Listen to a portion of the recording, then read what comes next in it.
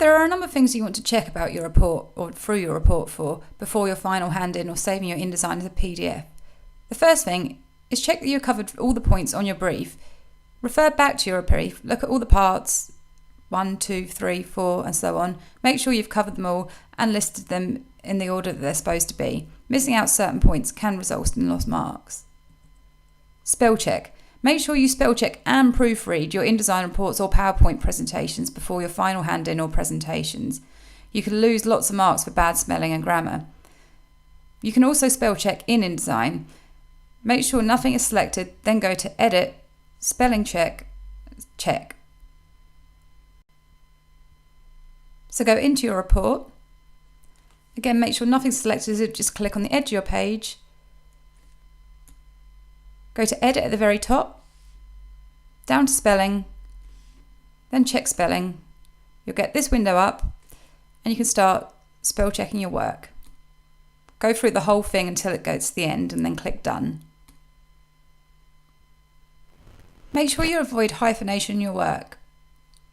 This is easily done in InDesign with just the click of a button.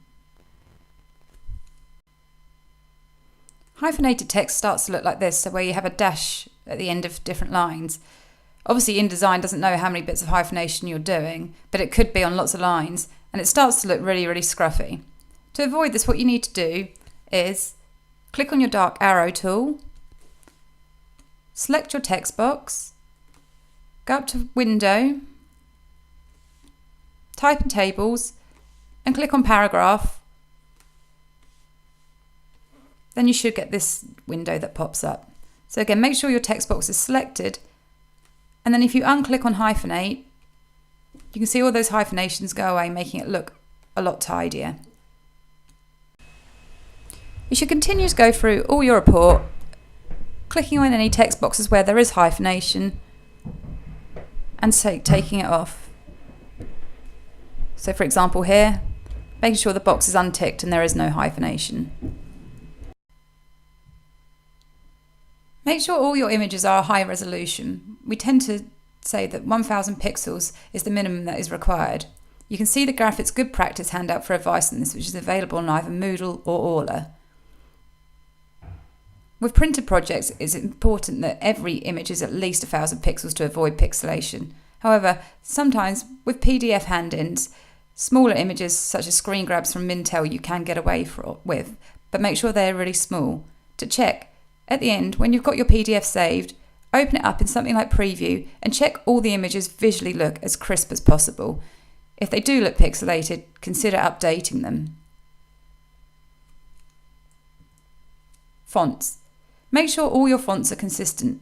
Make sure you use the same font and font size for all your titles, subtitles and body text. You shouldn't get too many different fonts going on. Also, remember to select different fonts. Don't just use the Adobe preset ones like Minion or Myriad Pro. Make sure you go to somewhere like DaFont and choose a nice font that represents your market sector or project branding, for example, for your titles, and then use a more legible font from the Adobe suite that you've taken time to select for your main body of text. Make sure, however, that your main body of text is legible. It must never be all in italic and never all in uppercase. If you've got an uppercase font for your main body of text, you could lose marks here. Make sure you've saved all your fonts with your work. You may want to use them again in the future and may have forgotten what they are. Drag and drop them into your project folder once they're downloaded. Contents page and page numbers. All professional documents of a degree standard should have contents page and page numbers, whether they're stated in the brief or not. This should just be a given. See the Introduction to InDesign handout for guidance on this. Also see the separate video tutorials running for a demo of how to do page numbers. Introduction and annotation. All degree projects should have an introduction. Again, it might not be required on the actual brief, but every project that you do should have a small paragraph, even if it's just a couple of sentences, explaining what your project is about. Remember, you might want to leave your project with somebody for a work experience interview, for example. If they're flicking through your report, they need to know what the brief was, what you're actually studying here, what you're presenting to them. So a brief introduction, whether it is only just a couple of lines, will help for this. Consistency. Make sure your project layouts are consistent. For example, like we said earlier, the same titles, similar layouts, same colours flowing throughout. Don't suddenly halfway through completely change the direction of a layout. It'll just look like a completely different report. And also, make sure the branding is reflective of whatever you're studying. So whether it be a market sector, a brand, a retailer, make sure that your layout reflects theirs. Referencing. Make sure all images and quotes are referenced where applicable throughout in your bibliography. Guidance is available for this. You must also use the Harvard method. Optimizing and merging PDFs. Make sure with most hand-ins that you just upload one single PDF.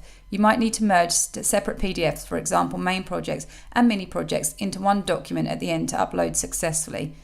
Other videos are available explaining how to do this. Some projects might be too large, although this is very, very rare. For Orla, the maximum size is 350 megabytes. Nobody should really have any problems with this, as this is really large, though it may take time to upload, so make sure you leave plenty of time to upload your projects before hand-in. In some circumstances, you may need to rasterize or reduce the size of PDFs. More information is available on this on a separate PDF information sheet. Make sure you submit in the correct format. Remember, if you've been asked to upload as a PDF for your final outcome, you should not be handing in InDesign files. Remember, if somebody else tries to open your InDesign file on a separate computer, all the images and fonts will be missing, so they might not be able to view any of your report. Again, it is essential that you upload and hand in a PDF document for your final hand-in to Orla.